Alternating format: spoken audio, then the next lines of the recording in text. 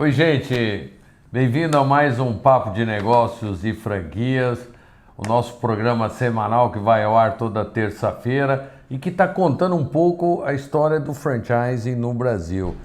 E hoje é um programa muito especial, muito próximo aí do nosso 100º programa. Eu estou aqui como uma fera do setor, alguém que contribuiu demais para o desenvolvimento do setor de franchise no Brasil. E que no meio de tantos compromissos aí conseguiu abrir uma janela para a gente. Zé, obrigado. Que isso, obrigado por você. ter aceitado aí entrevistar. Que isso, e obrigado você. Parabéns por estar difundindo aí a história dos franqueadores brasileiros, os grandes empreendedores, né? Que com suas histórias inspiradoras têm levado oportunidade de transformação de vidas para tanta gente. Eu acho que me incluo nesse grupo. E me sinto privilegiado porque eu devo a minha vida empresarial ao franchising. E não é à toa que eu me dedico há mais de 25 anos a essa causa, né? Nossa, eu que te conheço há muitos anos e vi você crescer e desenvolver projetos maravilhosos.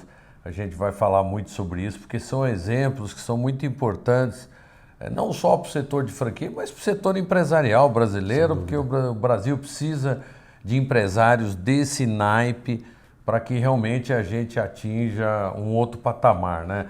E eu gostei muito olhando no seu site da sua missão. Eu achei que ela é fantástica, né? A missão do grupo SMZTO seria inspirar a empreender e ser um parceiro estratégico dos nossos sócios, desenvolvendo o franchising brasileiro através de negócios sustentáveis. Quer dizer, isso é primordial. Cara, isso é tudo. Você conseguiu juntar isso é essência. Aqui.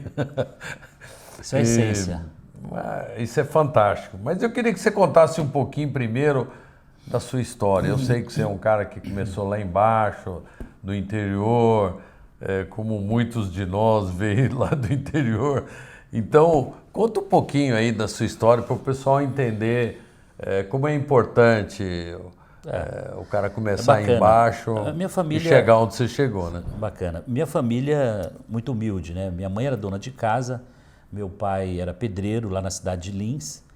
E me vejo aos 7 anos de idade indo para o colégio público, primeira série, com 7 anos de idade.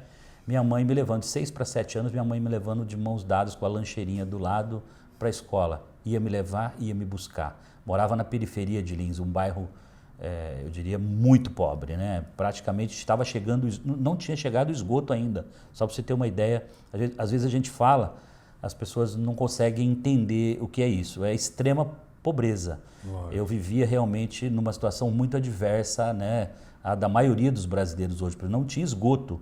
Né? A água estava chegando, o encanamento de água. Então era um bairro em formação. Que infelizmente ainda é uma realidade. Ainda é uma realidade. E eu vivi muito, vamos dizer, minha infância naquele lugar, mas eu me projetei. Eu acho que o papo hoje é tentar levar uma mensagem inspiradora, que é o papel da nossa holding, efetivamente como missão inspirar pessoas a mostrar para o jovem da periferia, para aquele jovem que sempre diz, eu não tenho oportunidade, eu nunca vou poder chegar lá, eu estou excluído, eu estou à margem de tudo, ninguém me vê. Eu estava exatamente como essas pessoas na periferia do Brasil, e alguns que, ao invés de ir atrás do seu sonho, de buscar oportunidade, de se destacar no meio da multidão, eles se entregam. Então, o meu papel como empreendedor é cada vez mais mostrar a essas pessoas, através do exemplo do Semenzato, que começou pobre na periferia e com trabalho, nunca recebi R$1 de herança. O que meu pai me deu foi uma boa educação, um lar evangélico. Meu pai era pastor da Assembleia de Deus também. Durante o dia ele trabalhava e à noite ele ia visitar as igrejas, visitar hospitais, fazia um trabalho muito social.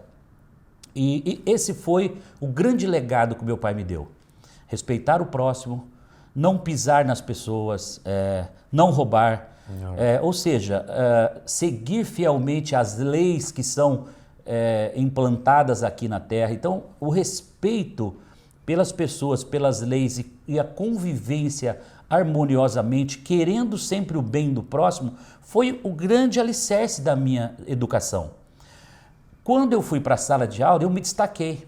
Aí entra o outro lado, do neto de italiano, provido de uma inteligência, eu diria, diferenciada, que pensa rápido, que pensa lá na frente, um pouco visionário, porque a minha trajetória vai demonstrando isso, uma visão de futuro bastante aguçada, mas um DNA muito forte de trabalhador. Eu lembro do meu avô e depois do meu pai, cara, de começar às 6 da manhã, 6:30 da manhã e não ter hora para parar, de trabalhar sábado e domingo.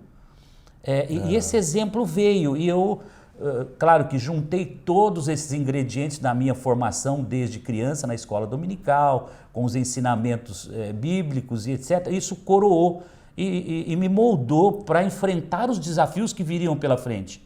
Né? E aí eu faço 15 anos, entro numa copiadora de xerox em Lins, em 1 ano e meio eu me torno gerente da copiadora, liderando um time enorme e chegando 6:30 da manhã, fazendo controle de caixa e, enfim, movendo e fazendo a diferença e sendo visto.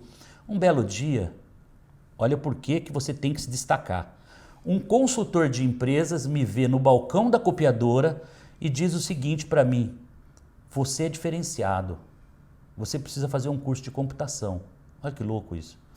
E eu vou te indicar o curso para você fazer. Aí comecei a fazer o curso nos finais de semana e comecei a programar computadores. MSX da época, era uma telinha e um tecladinho. Comecei a fazer programa em BASIC, depois de BASIC 3 Plus, depois virou Summer, depois fui para o COBOL. Então essa trajetória minha passa por 16 anos de idade, começando um curso de computação no final de semana. Com 16 anos eu entro no colégio fazendo técnico em processamento de dados e me torno um técnico em processamento de dados. E aí sim eu me torno um programador. Para minha surpresa, me destacando na copiadora, eu tive o acesso à computação e fiquei sócio mais adiante desse consultor. Quer dizer, ele me preparou, me colocou na computação e depois ficou meu sócio. Mais adiante eu conto um pouquinho do final dessa história. Com 17 para 18 anos, eu concluo o técnico em processamento de dados, sou convidado pelo colégio Instituto Americano de Lins, da Igreja Metodista, para se tornar professor segundo grau. Uau. Imagina você, eu com 18 anos de idade, não fiz pedagogia, tenho autorização especial da Secretaria de Estado da Educação para ser professor de 5 salas de 40 alunos. Eu me tornei com 18 anos professor de 200 alunos jovens, que eu chegava, lembro de algumas frases que eu, além da didática que era muito boa, eu me lembro muito bem disso, mas eu usava um lado muito negociador com os alunos. Você quer ser o Semenzato amanhã? Você quer estar aqui na frente dando aulas? Você quer estacionar uma CBR 450 azul do ano na porta do colégio aqui? E aqueles marmanjão na sala de aula lá, tinha dia que eu achava, vão me pegar aqui. Então eu trazia essa inspiração do sabor da vitória que já estava acontecendo na minha vida, fruto do trabalho, eu despejava nesses jovens da sala de aula. Motivá-los. Moçada, quando vocês chegarem, eu quero vocês amanhã aqui no meu lugar, porque a hora que vocês chegarem onde eu estou, vocês vão olhar para cima na escada e vão me ver lá no 20º degrau, já fui. Então, vamos, acelera, vocês precisam aprender alguma coisa. E sacudindo, todo dia tentando lição de moral, tudo que você imaginar. Então, com 18 anos, parecia que eu tinha 40. Engraçado isso, mas tinha uma vivência sempre muito à frente do meu tempo, muito maduro, muito... Foi aí que nasceu a Microlins? Aí vem a inspiração, olha só. Com 18 anos, eu me monto uma software house em sociedade com aquele consultor, contratamos 4 programadores e montamos uma software house e comecei a desenvolver sistemas.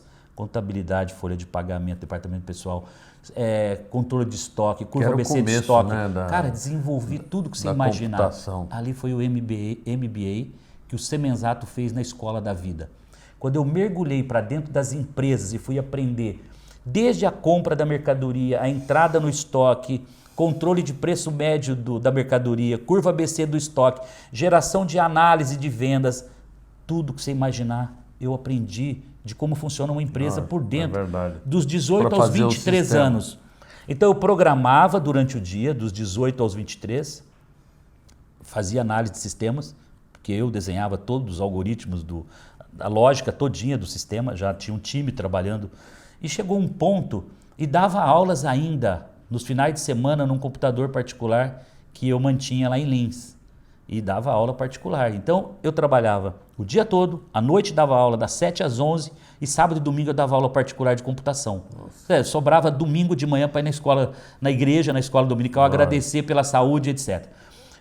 Isso trouxe a inspiração para eu criar a minha primeira empresa, que foi em 91, quando eu fundei a Microlins. Então a Microlins foi a inspiração do curso de computação, do que a computação e a informática mudou a minha vida. Você tinha uma base eu levei a oportunidade e eu via, durante a implantação de sistemas dentro das empresas que eu assessorava, a dificuldade. Então não tinha mão de obra pronta.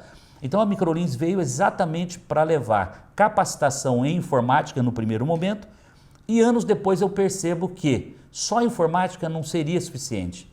Eu precisaria ensinar profissões. Aí eu deixo de ser uma escola de informática em 98 e me transformo num centro de formação profissional, escola de profissões. Aí eu ensino vendas, contabilidade, secretariado, departamento pessoal, escrita fiscal, petróleo, gás, o que você imaginar, a gente lançou, inclusive usando os approaches regionais. Onde eu tinha necessidade de mão de obra, a gente criava um curso específico para aquela região. Nessa época o franchise estava engatinhando no Brasil. Em 95 eu entrei no franchise, basta te dizer, 95 eu pulei um pedaço da história, que eu acho que cabe aqui um ponto de citação relevante. O Plano Real em 94 veio para fazer uma transformação no Brasil de antes e depois. O Plano Real foi muito importante para chegar aos dias de hoje. Verdade. Só que para alguns empresários, e eu estava no meio deles, porque eu comecei em 91, montei 17 escolas próprias em 3 anos, era quase uma por mês, 17 em 3 anos. 94, o Plano Real congela e deflaciona as mensalidades dos alunos. Pensa você, fatura 100 mil esse mês, o mês que vem é 95, o outro é 90, o outro é 85, foi a tablita que foi implantada naquele momento.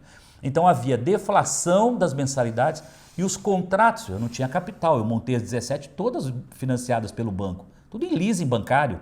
E o leasing IGPM dólar. Nossa. O leasing dos computadores faziam assim, ó. Então descia a receita e subia a prestação do banco. 6 meses depois, quebrei. Não tinha como pagar. Bom, 95, eu tive 6 meses para fazer a virada da Microlins. Transformar as 17 próprias em 16 franquias, mantendo só Lins como própria, e fui para o franchise. 95, nasce o franchise na minha vida por necessidade. Não foi por planejamento. E olha que incrível, sabe quem fez o meu primeiro contrato de franquia? Não. Aquele consultor lá de Lins, que lá com 16 anos de idade me proporcionou entrar no mundo da informática. Ele, anos depois, me fez o meu primeiro contratinho e falou, você tem uma saída. A saída é entrar para o franchise. Eu falei, mas o que é franchise? Como é que é isso? Não, você vai licenciar a marca, o know-how. Os franqueados trocaram os computadores, eu peguei os computadores velhos, levei para o banco, devolvi tudo e depois fiquei 5 anos pagando diferença, leilão de computador. Foi vamos dizer, uma fase foi uma vitória, hein? Complexa, mas venci. Porque muita gente quebraria e já ficaria por ali mesmo. Tem um outro ponto, ainda falando da história, eu estou citando somente os pontos relevantes para os seus telespectadores poderem realmente conhecer até um pouquinho mais Por que a gente fala muito de resiliência, né? Uma palavrinha que é importantíssimo. Simples, interessante, todo mundo acha que não. Resiliência é assim, você está triste, aí você fica feliz e pronto, você já saiu do fundo do poço. Não é verdade. É sair do fundo do poço, literalmente, quebrado, sem crédito, perder conta em banco, perder crédito, perder tudo. 5 anos, você ali desabilitado para tudo. Foi uma prova muito difícil. Em 2001, aí eu começo a verdadeira transformação da Microlins. Foi quando eu, em 2001, fui para a televisão. Tive que tomar outra atitude. E aí eu tenho que dizer o seguinte, quem quer crescer, desde que tenha uma marca e um negócio sustentável. Lógico. Não adianta você botar motor em algo que não é bom. Não adianta. Você vai vender franquia, voo de vai galinha. arrumar problemas, voo de né? galinha. Vai ganhar dinheiro por um período, mas não tem sustentação. Então a gente vai falar um pouco disso mais adiante. Mas quando você tem um negócio bom, eu fui para a mídia, que era, naquela época, os merchandising em televisão brasileira. Eu fui para o programa do Netinho de Paula, para o programa do Gugu, e apresentava aquele quadro, Quem O Dia de deu Princesa. essa ideia? Porque no fundo... Um empresário de São Paulo, isso Souza... é uma coisa que ninguém tinha feito. Não, era o Souza da Consumídia. O Souza tinha feito uma experiência com o Magazine Luiza. Foi assim, ele fez o primeiro case que ele fez de merchandising, aí eu meio que fui o segundo a apostar naquilo. Eu assinei uma fatura no programa de final de semana, eu vou te dar uma ordem de grandeza, como hoje fosse 300 mil reais. Mas para uma empresa lá de São José do Rio Preto, eu já estava em São José do Rio Preto nessa época. Ficar sem dormir. Que tinha 80 franquias, 80 franqueados, 80 unidades. Já tinha ali um faturamentozinho, já estava saindo das dívidas, né? Já estava começando a respirar de novo. Eu entro na televisão e transformo a empresa. Eu teve ano, depois que eu fui para a televisão, teve ano da Microlis crescer 190 unidades num ano. Uau. Tem ideia do que é isso? Inaugurar 10 unidades por mês. Nossa, loucura total. Mas foi um crescimento muito sustentável. O mercado gritava por educação profissionalizante e a marca bombando nos finais de semana. Então, essa ousadia. E a história é muito interessante, porque eu tinha um sócio minoritário à época e era muito ajuizado, né? Era o cara que era o freio ali, a contramão eu, empreendedor ousado, e o financeiro, o freio de mão puxando assim. E eu via que tinha momento que ia arrastando as duas rodas traseiras travadas, arrastando e queimando asfalto, assim, com o pneu travado. Mas por quê? Porque a veia empreendedora falava mais alto. Mas tudo isso faz parte e é importante na vida da gente, né? E ficam os aprendizados. E eu, quando fui assinar a fatura, não tinha caixa para isso. Era um risco assim, 45 dias depois, pagar 300 mil era para nós assim quase que um suicídio. Eu tinha uma Mercedes que devia valer uns 250 mil na época, já estava melhorando de vida, né? Já tinha uma Mercedinha e tal. Aí cheguei para o meu sócio, ele falou, não, isso é a palavra, lembro como se fosse hoje. Essa é uma parada indigesta, eu não assino. Aí eu fui embora para casa tão frustrado aquele dia. Levei a planilhinha da televisão, era uma assinatura só. Falei, puxa vida, eu não vou deixar passar essa oportunidade na vida minha e na vida da minha empresa, não. Eu voltei no dia seguinte, falei para o meu sócio, estou assinando sozinho e se no dia de pagar a fatura não tiver caixa, eu vendo a minha Mercedes e pago a fatura, mas eu não vou perder essa oportunidade. Nunca mais saí da televisão. Então isso aqui é um case também que serve para os franqueadores, para quem está começando e para quem já está maduro no setor, que a mídia, desenvolvimento de marca, entrar no coração, na mente das pessoas, é o ponto mais importante. Você pode ter o melhor produto do mundo, se você não comunicar, se você não se mostrar para o seu público, ele não vai tomar decisão de compra. Então esse é o ponto, eu diria, o grande diferencial entre ter sucesso e não ter sucesso. É bem complexa essa equação. Em algum momento você tem que ousar, ou em vários momentos você tem que apostar na mídia, você tem que ser muito agressivo, às vezes além da sua capacidade, para que você tenha o efeito do desenvolvimento de marca, né? Senão você não se torna líder. E eu falo sempre, eu não entro numa marca para ser o número 2, o número 3. Eu entro em cada marca, eu quero ser líder, quero ser número 1 no setor. Óbvio que a gente não consegue em todos os setores. Tem setores muito maduros no mercado, mas o meu objetivo é sempre liderar, né? E depois a gente vai falar um pouquinho sobre a história de cada marca, mas esse é o ponto relevante que eu queria deixar. Eu queria falar de uma outra virada sua, realmente a sua vida é feita de grandes viradas, que foi quando você vendeu a Microlis. Você realmente fez a empresa um grande sucesso. 2006, 2007, Paulo, eu comecei a preparar a empresa ou para ser vendida ou para receber um fundo e etc. Um movimento muito comum. Sim. Óbvio que nos dias de hoje, muito mais, né? Eu acho que isso não pode ser objetivo, isso não pode ser fim, né? Isso tem que ser uma coisa que acontece naturalmente e também depende de muitos fatores. depende de tamanho, depende de estratégia, depende de um monte de aspectos, alguns que nem são variáveis controláveis, são variáveis totalmente incontroláveis. Quando eu comecei a preparar a Microlins, eu tive a oportunidade de ficar sócio da Anhanguera Educacional através do Fundo Pátria, junho de 2008. Isso foi para mim uma chancela, porque pegou a minha empresa. Lógico. Quando você ganha um fundo, você ganha um carimbo da maioria dos De fundos. qualidade. Essa empresa tem governança, tem compliance, ela tem as boas práticas. Tem futuro. Ela pensa no consumidor. Esse empresário é um visionário. Então você recebe uma série de chancelas. Não, aliás, é E uma recebe coisa o capital, até que né, Paulo? que eu queria comentar. Eu, quando estive em São José do Rio Preto, eu me lembro que a gente foi falar da internacionalização da Microlins.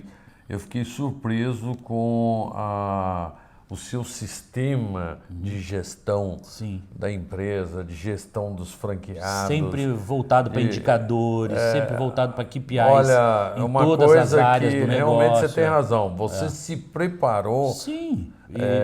E eu não fiz MBA muita Harvard, qualidade. eu não fiz GV. Eu falei no começo da nossa fala Esse é aqui. um diferencial que foi é a formação pela fundamental. escola da vida. Só que a escola da vida me deu todos os elementos de eu poder hoje sentar no conselho de grandes empresas como o Espaço Laser, que fatura 1 bilhão, de Odonto, que fatura mais de 600 milhões esse ano, de Instituto Embeleze, que fatura quase 300 milhões esse ano, de Indústria Embeleze, que fatura perto de bilhão também. Então, eu estou falando aqui de grandes indústrias, todas que faturam 1 bilhão por ano.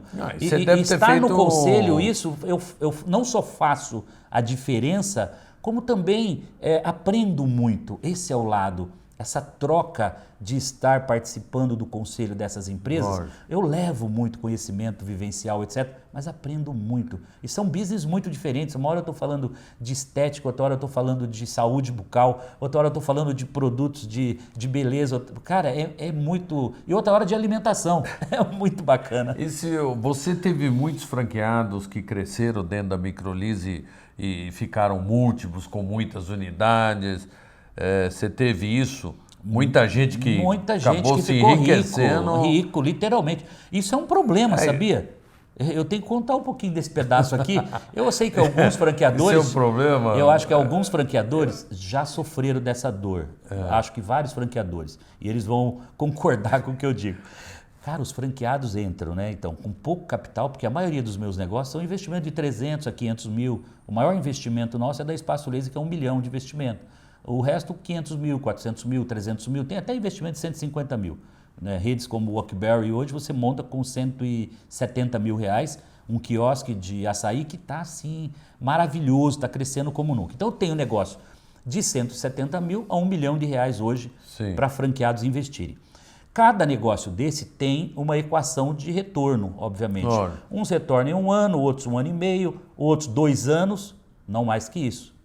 Eu sempre tive como um negócio que começa a demorar mais do que 2 anos, 2 anos e meio para retornar o investimento, já não é tão atrativo. Não quero dizer que é ruim, mas ele já foge dos bons negócios ou dos excelentes negócios. E eu procuro sempre achar esses negócios que a taxa de retorno para o meu franqueado, para o meu investidor, é abaixo de 2 anos. Claro, não tem um em cada esquina. Tem que garimpar muito, tem que procurar muito. Mas eu estou buscando exatamente isso para investir hoje. E quando eu olho para a trajetória, eu vejo os franqueados ficando ricos. Instituto Embeleze, Odonto Company. E aí o que acontece? O cara compra casa na praia, compra apartamento nos Estados Unidos e a lojinha, quem que vai cuidar? Aí a gente começa a ver que tem uma safra de franqueados mais antigos, que os filhos já formaram-se, já são médicos, são dentistas, advogados. E aí ele entra numa zona de conforto. O que fazer? Eu acho que tem empresas que têm feito um processo brilhante e podemos citar claramente o Boticário, é uma das empresas que é um exemplo na criação da preparação da segunda geração, da preparação para a transição entre aquele franco, porque ninguém vai querer ficar com 70 anos. E vamos considerar que a taxa, vamos dizer, está aumentando a faixa de vida, né? Ou seja, quem antes 60 parava, hoje ele vai a 70. 70 ele já está olhando para 80. Então nós vamos ter operadores. Só que ele não tem mais a energia dos 40 anos quando ele entrou na franqueadora. O Instituto Embeleze tem 15 anos. E aí, você tem um operador Com 70, Aí ele o fala, eu cara quero se acomoda, aposentar, né? cara. Aí começa a cair, porque ele não tem mais aquela gana de ser o primeiro a chegar, correr atrás das metas, receber prêmio. Então você começa a ter realmente um problema bom, claro, não é um problema ruim. Tem que fazer um que trabalho é fazer de um sucessão. trabalho de sucessão, preparar os franqueados. É isso mesmo. Você vê, nós já estamos lá na 5ª geração. Eu falo sempre, tem a terceira, a 4ª geração do franchise, eu já estou na 5ª, porque... É isso e mesmo. hoje, com a digitalização, o franchise vai ter que virar no avesso, porque imagina que agora nós vamos ter que ter convivência com todos os canais de vendas, o que no passado não se falava nisso. Então o franqueado, esse é o meu território, né? Ninguém entra aqui no meu território. Hoje acabou, tem venda de cima para baixo, através dos todo e-commerce, a entrega é feita pelo franqueado, a cadeia de remuneração tem que estar todo mundo ganhando, inclusive o franqueado. As tabelas de preço, né, para Omnichannel tem que ser todos os canais harmonizados com o mesmo preço, porque senão o consumidor vai ficar maluco, o site é um preço, eu vou na loja é outro. Isso eu estou falando de serviços também. Né? E o serviço vai entrar nessa nova era Sem também. dúvida. Então nós temos um desafio gigante para os próximos 5 anos, que é como fazer a verdadeira transformação digital sem ferir contratos, garantias de franqueados, mas sem perder as oportunidades que esse novo modelo traz. Esse é o grande desafio que eu estou mergulhado hoje para encontrar as melhores formas e as melhores modelagens para poder deixar todo mundo satisfeito e o consumidor, principalmente, ter a opção. Ele quer assistir uma aula online? Ele quer assistir presencial? Ele quer comprar o produto? Ele quer retirar o produto onde? Quer receber pelo correio? Ele quer ir na loja buscar? Ele quer ver o produto? Ou seja, é um desafio enorme. Né? E, enfim, eu acho que isso é um desafio para todos os franqueadores, não somente para nós, e acho que todos estão atentos a esses movimentos. Né? E aí, como é que você, aí voltando lá na venda da Microlise, você falou da Anhanguera, da Chancela, Isso. Aí surgiu uma oportunidade. Exato. Que eu acho que poucos têm na vida, que é o momento certo. Eu chamo isso de fechar para balanço. Foi o momento, a primeira venda de uma empresa, é algo assim, eu vou confessar para os seus telespectadores uma coisa que eu acredito que eu nunca tenha falado, tá? E foram, no dia da assinatura, da venda da Microlins, primeiro que a Microlins era a minha vida, né? Imagina. Não era o semenzato da SMZTO, não era o semenzato, era o semenzato da Microlins. Então, você leva anos para tirar o seu sobrenome de uma marca. Sim. E, naturalmente, eu não me preparei para isso. Eu estava há 2 anos sócio do Fundo Pátria, vem uma proposta da Wizard para comprar a Microlins, e era uma proposta agressiva. Eu lembro como se fosse hoje, o Charles me trouxe a proposta por escrito. Eu falei, Charles, traz por escrito, vai. Não, e ele trouxe por escrito. Peguei aquela carta, levei aos meus sócios e falei para eles, olha, pensa até amanhã aí, vocês têm a preferência de compra, né? E passaram-se... Segundo dia eles me ligaram, falaram, olha, vamos vender junto, porque a proposta é irrecusável, é ótima. Foi realmente uma proposta muito agressiva e nós vendemos juntos. Mas aí, o que passou? Esse é o que eu quero confessar para você e para quem está nos assistindo agora. Durante a assinatura, foi tudo bem, eu estava muito... Passaram-se 5 minutos, creditaram, né? Aquele monte de zero na conta, né? Era muito zero. Um crédito acima de 100 milhões na sua conta pela primeira vez, né? A conta só vivia negativa até então, correndo atrás, investindo e montando telepresença, satélite pelo Brasil todo, sempre gerando novas oportunidades. Aquele monte de dinheiro na conta assim, né? 5 minutos depois, cara, eu entrei dentro de uma sala na Faria Lima ali e foi o momento da despedida, do descarrego. Eu e mais uma pessoa só, que era a pessoa que eu tratava dentro do pátio. Só eu e ele sabemos dessa história. Mas foi um choro tão copioso, mas foi um choro tão assim profundo, de soluçar durante uns 7 a 10 minutos. Mas de soluçar, cara. E lágrima rolava. Eu falava, a minha empresa... E Cara, você não tem noção, parece que eu tinha perdido um ente querido naquele momento. Passaram-se 2 minutos. Volta tudo ao filme, né? Eu me libertei. Aquilo foi assim, a libertação. 2 minutos depois. Foi, sabe, foi um presente que Deus me deu, porque aquilo me preparou. Aí eu vou falar um pouquinho, que é muito importante para não perder só um insight. Quando eu olhei para tudo aquilo, eu falei, bom, agora o que eu vou fazer, né, cara? Eu vou contar novas histórias. Eu não vou parar aqui, não. Continuava em Embeleze, que eu não vendi, né? Sim. O Instituto Embeleze continuava, e são 15 anos já, e com forte crescimento. Daquele momento para cá, eu mais que dobrei o Instituto, e a gente vai para uma outra fase de dobrar de novo de tamanho agora, que tem muito espaço para essa área de beleza, ela é pujante. Quando eu olho para aquele momento, eu falei, sabe o que eu vou fazer? Eu vou continuar a minha missão de transformar vidas, de dar oportunidades para empreendedores que queiram, com pouco capital, transformar vidas de pessoas, levar experiência de consumo, Verdade. experiência da beleza, empreender e levar essa motivação, essa energia, esse talento que Deus me deu e que eu preciso levar adiante. E foi a melhor decisão que eu tomei na minha vida. Nasce a SMZTO em 2010 para 2011, eu vendi em junho de 2010. Novembro, dezembro eu já estava com o escritorinho aqui na Vila Olímpia montado, já com os cubos, lembro como se fosse hoje. Tinha uma série de cubos, esses cubos representavam as diversidades de setores que a gente ia atuar, foi uma inspiração do marketing e tal, e o pessoal entrava e falava, olha, cada cubo desse, o azul, o vermelho, representa aqui uma categoria de negócio que a gente vai atuar daqui para frente e tal. Então, eu recomecei pensando grande, né? Não sabia a dimensão que ia dar isso, né?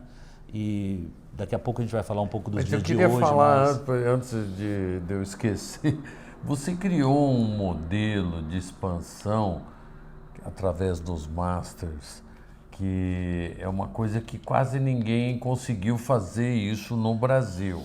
Porque normalmente a franquia Master é muito usada internacional para um outro país. Dentro do país, você colocou um intermediário que o que o pessoal discute muito é que isso acaba comendo uma boa parte da rentabilidade do franqueador. É verdade. E ao mesmo tempo esse Master ele tem que ter a qualidade do franqueador para dar certo com os franqueados. Olha, como é que foi essa experiência e o que você mudaria hoje, sei lá? Essa experiência é muito rica. Eu acho isso bacana porque eu vou contar. Isso é um diferencial. Também é pela primeira vez que eu falo sobre essa história. Ela é uma história de 20 anos, tá? Não foi uma trajetória de põe Master 2 anos e não deu certo e põe 2 Master. Não, a coisa foi grande.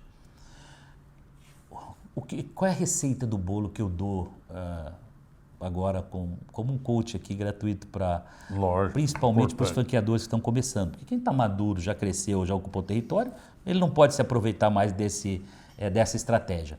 Mas o Master nada mais é do que o grande financiador a custo zero, se não com lucratividade, para você desenvolver uma operação. O que acontece?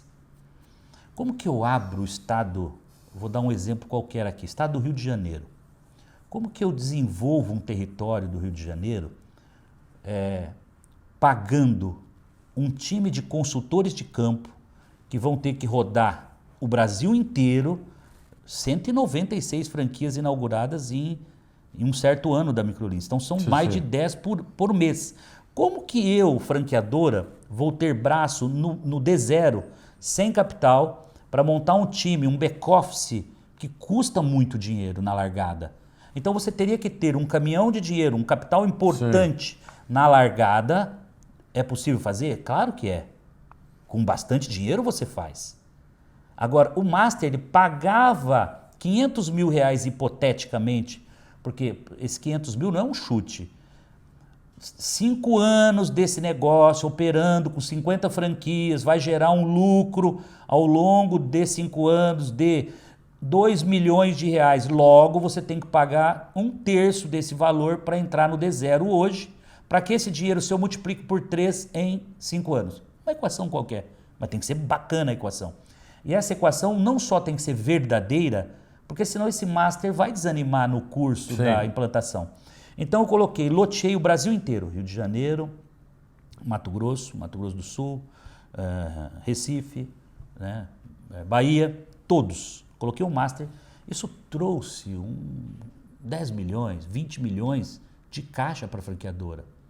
A franqueadora com isso, ela se capitalizou e ela conseguiu fortalecer mídia em televisão, Quanto mais eu botava carvão, combustível, canhão aqui em cima na mídia, mais os meus masters vendiam. Era fila de interessados em comprar franquias.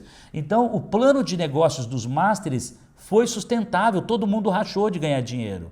Ou Quanto você repassava para o master? 40%, 45%. Ele era um sócio. Era um sócio. Sócio. Então, cada taxa de franquia que entrava de 50 mil, ele tinha 25 mil. Se ele vendia 10 franquias no território, 250 mil no mês. Se ele no ano vendia 40 franquias, olha o quanto era importante para a receita dele fora isso. Os royalties. Só que quanto todos os 25 mandavam para a sede aqui, para a matriz, para a franqueadora? Lógico. Então esse volume se acumulava. Então isso gerou uma riqueza muito grande, muito próspera. Ou seja, o negócio é sustentável. Agora o mais importante que a modelagem de ter o master, de se autofinanciar o próprio negócio, mais importante que isso, cada master desse era o dono do negócio no estado. O franqueado está com um problema, ele tem reunião com você amanhã às 8 da manhã para tratar do problema dele. Estou passando aí, Paulo, amanhã às 7 da manhã, 7h30 para ver o ponto. A reforma estou acompanhando toda semana, todo dia. Então você tem um dono local. Se você não tem um master, você tem que substituir por um gerente regional, que é o modelo tradicional. Só que costumo dizer o seguinte, é difícil você achar colaboradores, gerentes com cabeça de dono. Muita gente o não master, tem você gerente concorda? regional. E não tem. Então aí ele não faz a distância, não Faz a faz, distância, esse é um ou problema. não faz. Então quando você tem, agora o mais importante que eu ia dizer de tudo isso, o franqueado embaixo ganhando dinheiro.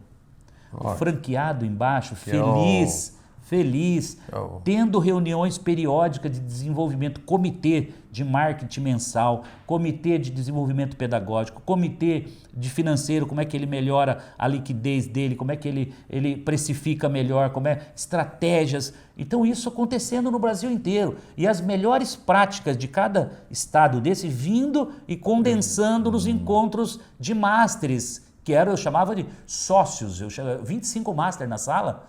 E eu me reunia com ele e falava, bom, aqui vão ter que sair as grandes estratégias macro agora. Isso é uma coisa grandiosa. E hoje você continua usando essa estratégia? Não mais. E por aí, que não? Então, isso é importante por quê? Porque entender. eu tenho capital suficiente não hoje. Precisa... Eu tenho um back-office, por exemplo, na Espaço Laser, eu tenho 10 ou 15 regionais no Brasil implantadas. O back-office hoje, eu banco. Claro, você vai dizer, por quê? Porque é mais barato. Dar 40%, 45% de sociedade para um master não faz sentido. É difícil para o franqueador. É difícil, mas era o preço. Por isso que eu disse que esse exemplo vai servir para muitos que quem está começando, está descapitalizado, beleza, a conta fecha. Agora, você cresceu, você está capitalizado, você tem caixa para fazer um back-office estruturado, não faz sentido você ter master. Entendeu? Você vai dividir 5% de royalties, 6% de royalties, que não é uma taxa importante. Você tem que zelar muito bem para fazer EBITDA importante, né? Vou te dar um exemplo. Nós estamos fazendo redes como o Odonto Company, com 500 franquias em operação, mais de 700 vendidas. A gente está inaugurando por ano 150, 160 clínicas odontológicas da Odonto Company por ano. Esse ano, a gente vai chegar perto de 50 milhões de EBITDA numa franqueadora. Quando você fala fazer 50 milhões de EBITDA com uma franqueadora, é um negócio muito complexo. Ainda mais de serviço. E não é um royalty mais caro do mercado. Nós trabalhamos com 7% de royalties. Então isso consegue manter uma margem muito boa para o franqueado operar, ter seu retorno e ter uma cadeia sustentável, né? Eu acho que esse é o ponto. E eu aposto em negócios exatamente que tenham hoje esse modelo, que ele seja sustentável, gere valor para o franqueado, gere valor para os fornecedores, né? Toda a cadeia tem que estar envolvida e os acionistas. Esse é o grande segredo, né? Eu queria interromper agora porque nós vamos dividir esse programa em 2 etapas, porque o programa está tão bom, o papo está tão bom, é tanto know-how, tanto conhecimento, tanta informação. Nós vamos no próximo programa falar da SMZTO. Então vamos deixar o resto da conversa para o próximo programa.